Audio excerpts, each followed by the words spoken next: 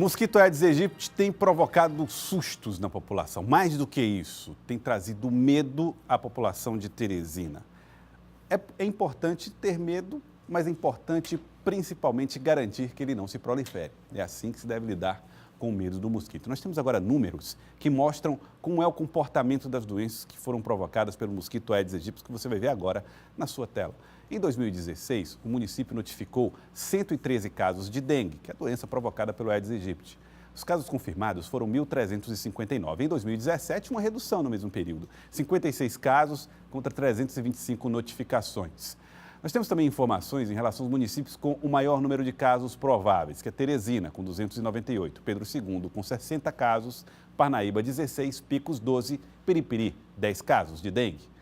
No ano de 2016, foram notificados 17 municípios com 21 casos confirmados. Em 2017, 17 casos com 66 casos confirmados de febre chikungunya. A febre chikungunya, que também é provocada pelo Aedes aegypti. O município com o maior número de casos prováveis é Teresina, com 74 casos, Uruçuí com 2, São Brás do Piauí, 1 caso, Lagoa de São Francisco, 1 caso, Ribeiro Gonçalves também, 1 caso registrado. O Zika vírus, em 2016, teve 9 casos, 9 municípios notificando casos, somente 3 foram confirmados. Em 2017, 3 municípios. Um deles confirmou o caso de Zika vírus. O Zika vírus é uma doença também bastante grave. O município com o maior número de casos prováveis foi Teresina, com 10 casos, Corrente, 1 caso registrado e Parnaíba, também 1 caso registrado. São as informações que nós obtivemos. A microcefalia obteve confirmação de 106 casos, com exame de imagem com alteração típica ou sugestivos de infecção congênita. São relacionados ao vírus Zika, são 2 casos, e um total de 108 casos que foram registrados de Zika vírus. Nós vamos conversar com a doutora Marilis Borba. A doutora Marilis está aqui com a gente e vai nos explicar um pouco dos riscos do Aedes aegypti. Nós vimos aí 3 doenças graves que podem ser provocadas pelo mosquito Aedes aegypti.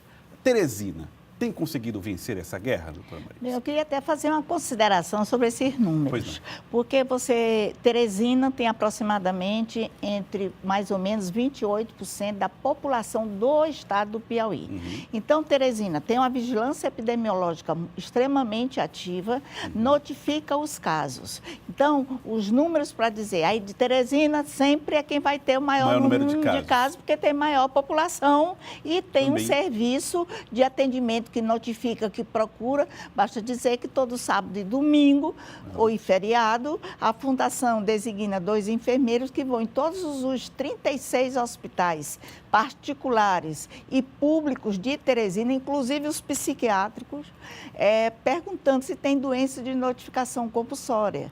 Quer dizer, é uma maneira de você estar ligado, antenado, atento a isso. Então, o que a senhora está dizendo é que os números também revelam uma eficiência no combate e na prevenção porque deveria ser dividido por 100 mil habitantes para você ter a taxa de incidência. Aí você teria o dado, vamos dizer assim, mais concreto. Em termos proporcionais. Mas em termos absolutos são esses números. É absoluto que a gente tem, vamos dizer, quase 28% da população do Piauí está em Teresina. Né? E os números, acredito, por exemplo, o regime das chuvas esse ano em Teresina é totalmente diferente do ano passado, de 2016, 2015. Então, como está tendo muita chuva, então a proliferação do mosquito fica como que freada. Quando essa chuva espaçar mais e desaparecer, então os ovos vão eclodir e vão dar, então, origem a esse mosquito, a mosquita adulta. Esse momento é um momento de depósito de ovos? Não, os ovos já estão depositados, porque o ovo, o Aedes aegypti, ele deposita o ovo numa superfície próximo de uma lâmina d'água, tá certo? Que pode ser uma simples tampa, pode ser uma bacia, pode ser uma pipa, pode ser um tonel, pode ser uma manilha que está guardando água, que, aliás, é uma maioria dos criadores de Teresina, mais de 80% é água para uso doméstico. Aquela água que a pessoa bota numa caixa d'água, bota no quintal, bota na manilha. Fica ali guardada. Guardada, não é hermeticamente tampada e o mosquito então vai lá e coloca na parede dessa vasilha o ovo. Quando tem condições adequadas, eclode, dando aí então larva tipo 1, tipo 2, tipo 3, tipo 4, a pupa e o mosquito adulto. Agora a gente tem que ver que o mosquito é muito, vou dizer, é cheio de perhaps, cheio de coisas. Por exemplo, o mosquito fêmea, ele se alimenta de sangue, de preferência humano, por enquanto. E o macho de seiva das flores, das plantas. Néctar. O macho é néctar das flores. Por exemplo, sai do criador um mosquito macho. Aí ele fica espreitando que vai sair também mosquito fêmea, que é para ele copular. Porque depois que ele copula, ele morre. Copulou, morreu. Morreu. Quer dizer que o macho, ele reproduz e morreu ali. Reproduz e morreu ali. Ainda tem outra coisa. Por exemplo, a fêmea tem no seu aparelho reprodutor, na vagina, umas bolsas chamadas espermoteca. Então, ela copula uma vez, guarda os espermatozoides tudinho nessas bolsas e os óvulos vão saindo lá dos ovários, são fertilizados, aí vira ovo e vai ser depositado. Quer dizer, ela copulou uma vez e a partir dali ela pode reproduzir várias vezes. Várias, porque ela usa os espermatozoides e ficam guardados. Por quê? A fêmea, ela não coloca todos os ovos no mesmo lugar, ela sai distribuindo em locais. Quer dizer, nós interpretamos como uma segurança de sobrevida. Sobrevida das futuras gerações da espécie, é verdade.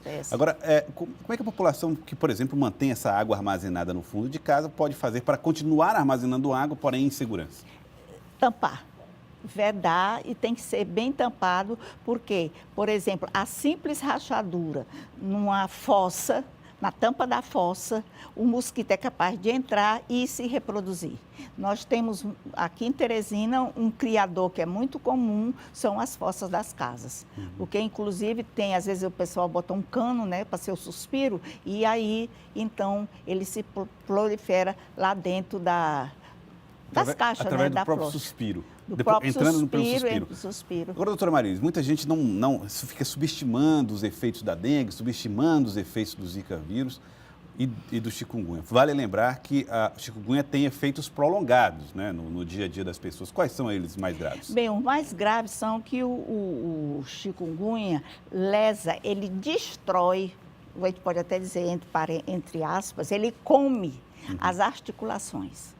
Tanto do joelho, dos tornozelos, das mãos. Já tem fotografia de trabalhos científicos na literatura mostrando pessoas que tiveram chikungunya há 2 anos e ainda estão com as mãos assim. As mãos atrofiadas. Atrofiadas, não estica mais. É irreversível um efeito em alguns casos. Alguns casos irreversível. Então é muito grave que a pessoa tenha chikungunya provocada por um mosquito e de repente perca o movimento das mãos, por exemplo. E não podemos esquecer que aqui a coluna também, o pescoço também é lesado, os ombros, quer dizer, ele atinge todas as articulações. É possível dizer por que isso acontece? Como é que atua nas articulações? É tal coisa, são coisas novas, né, muito recente para a ciência, e estão vendo o que é. Por exemplo, os casos graves, crônicos, com mais de 3 meses, que tiverem e a pessoa continua com sequela, tanto os reumatologistas como os infectologistas estão desenvolvendo protocolos de tratamento como se fosse artrite reumatoide e que estão achando aí, estudos mais, acho que daqui uns 5 anos, a gente poderá ver se o chikungunya desencadeia uma artrite reumatoide. Não se sabe. Não se sabe ainda. Aí é pesquisa. Nós estivemos agora com um representante da Fundação Oswaldo Cruz, aqui no estúdio do Jornal do Piauí. O doutor Rivaldo Cunha. Doutor Rivaldo Cunha. E ele dizia o seguinte, que a ciência, os médicos, os especialistas ajudam no combate, fazem com que chegue à população as informações, fazem o diagnóstico da doença, mas a solução mesmo acontecerá no dia que nós tivermos uma política eficiente de saneamento básico. Esse problema é um problema que só o Brasil e os países subdesenvolvidos enfrentam, doutor. Pois se a gente olhar o mapa do mundo, aí você vê, né, a faixa de país subdesenvolvido é justamente onde estão o número de casos. E a gente vê Teresina, uma capital, chegando a 900 mil habitantes, se a gente considerar a população que entra e sai, nós estamos chegando a 1 milhão de habitantes e nós temos só 17% de saneamento. Isso é possível, isso é admissível. Isso é realmente difícil de ser compreendido. É difícil. Então, como é que nós vamos fazer? E tem uma outra vertente, é a nossa educação, é a nossa prática. Será se eu estou praticando? Será se eu estou, por exemplo, jogar papel na rua, eu acondiciono o lixo, aí isso é o governo que tem que fazer? Não, nós é que temos que fazer. Por exemplo, você anda em Tóquio, no Japão, você não encontra um papel, nenhuma ponta de cigarro no chão. Em mais ou menos 82, eu fiz uma viagem e fui em Anita Garibaldi, aquela cidade do Rio Grande do Sul. Sim, sim. Eu me lembro que eu estava comendo um amendoim, amassei o papel e joguei no chão. Quando eu olhei assim, não vi nada. Aí eu apanhei e botei dentro da bolsa. Quer dizer, isso que há 30 e tantos anos atrás, nós já temos no Brasil locais. Por exemplo, no jogo da Copa do Mundo, que você gosta de futebol. Sim, gosto bastante. No jogo do Japão, o Japão perdeu o jogo. Quando acabou o jogo, foi o que os japoneses fizeram. Recolheram todo o lixo do estádio. Recolheram todo o lixo que tinha no estádio, nas cadeiras. Essa educação que a gente precisa, né? Pois é, essa educação, essa atitude que nós precisamos, porque senão nós vamos sofrer muito. Olha, você tem 4 dengues, você tem o chikungunya, tem a zika, que além da microcefalia, tem muito mais lesões do que o que se sabe até hoje. Você tem o maiaro, que já foi detectado. Maiaro é outra transmitida aí pelo mosquito. Nós temos a febre amarela, que por enquanto ainda está sendo silvestre. E tem mais umas 30 aí.